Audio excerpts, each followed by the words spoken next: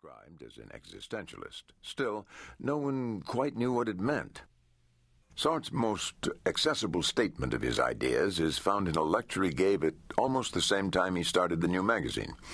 It was October 28, 1945, at the Club Matinal in Paris. Sartre later had misgivings about the way he'd put things in his lecture, but when it was published, it crystallized the popular meaning of existentialism. He spoke very directly. Not only is man what he conceives himself to be, but he is also only what he wills himself to be after his thrust toward existence. Man is nothing else but what he makes of himself. Such is the first principle of existentialism.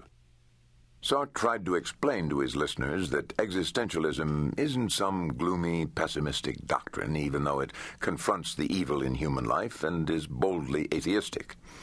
Existentialism doesn't say that human beings are reasonable or good, that we can count on progress or anything like that. Nonetheless, Sartre insisted in his lecture that existentialism is a kind of humanism. It encourages a positive view of the possibilities for human life. When all is said and done, what we are accused of, at bottom, is not our pessimism, but an optimistic toughness. If some critics take exception to our works of fiction, in which we write about people who are soft, weak, cowardly, and sometimes even downright bad, it's not because these people are soft, weak, cowardly, or bad. Because if we were to say, as Émile Zola did, that they are that way because of heredity, or the workings of environment, or because of biological or psychological determinism, our readers would be reassured. They would say, well, that's what we are like. No one can do anything about it. But when the existentialist writes about a coward, he says that this coward is responsible for his cowardice. He's not like that because he has a cowardly heart or lung or brain. He's not like that on account of his physiological makeup, but he's like that because he has made himself a coward by his acts. According to Sartre, there's no such thing as a cowardly constitution. There are nervous constitutions. There is poor blood, as the common people say, or strong constitutions. But the man whose blood is poor is not a coward on that account. For what makes cowardice is the act of renouncing or yielding. A constitution is not an act. The coward is defined on the basis of the acts he performs. When we say this, people feel, in a vague sort of way, that this coward we are talking about is guilty of being a coward, and the thought frightens them. Existentialism thus seems to threaten and attract people at the same time. It criticizes the way we live by saying we cover up our freedom with all sorts of excuses, but it also takes the optimistic view that we can change.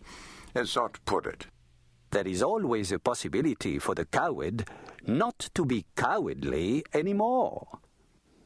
It's not hard to see how such a doctrine immediately found a response in post-war France.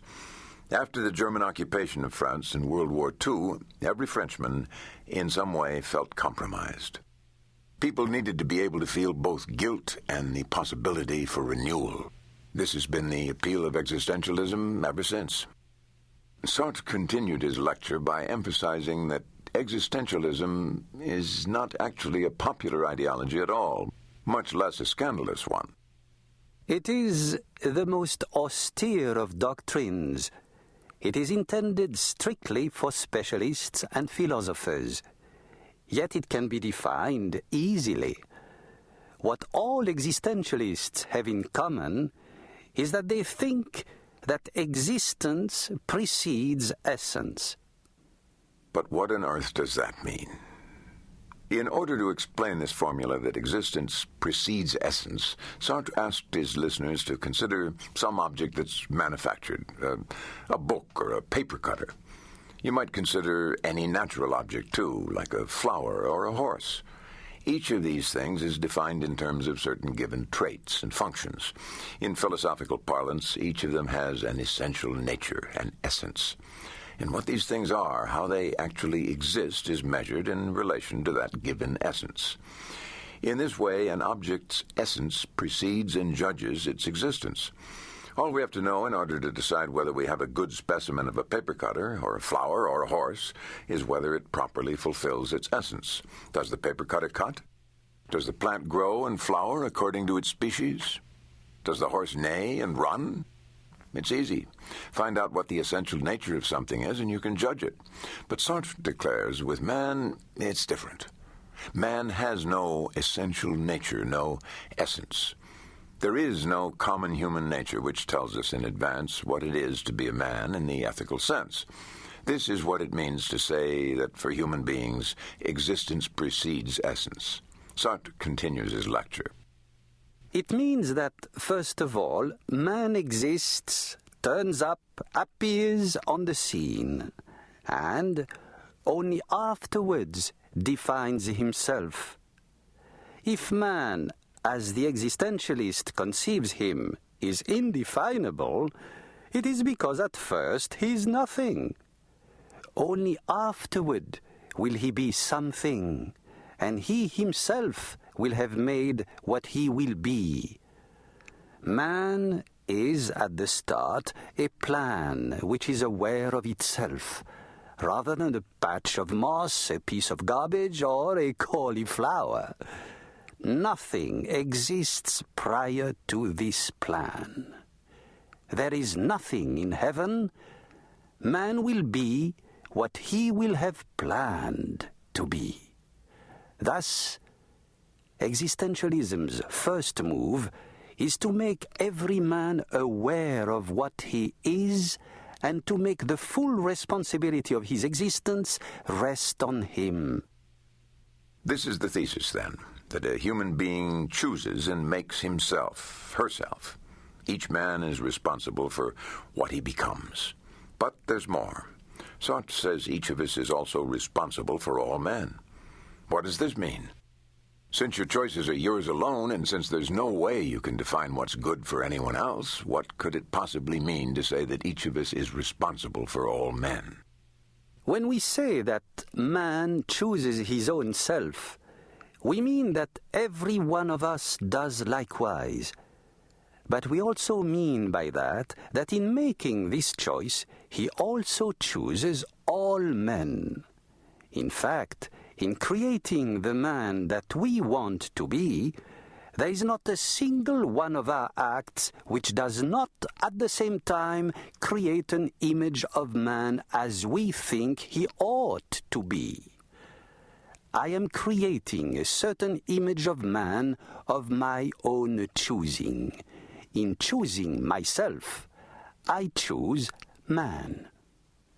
This doesn't mean that you or I actually prescribe values for anyone else, or that we choose for them. We can't do that. But it does mean that our choices have an ultimate importance.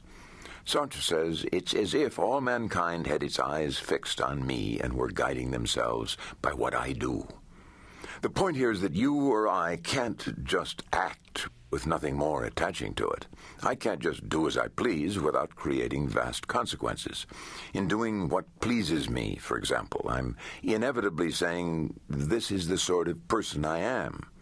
I'm saying that I value this sort of life, in this case, the life of someone who simply does as he pleases. And I'm responsible for it, whether I like it or not, as Sartre puts it. At every moment, I am obliged to perform exemplary acts. Each of us is creating human values.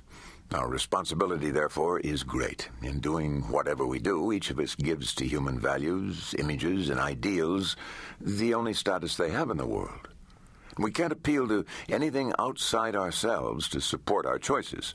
We're responsible, so we must agonize over our choices. Man is anguish, we find no values or commands to turn to.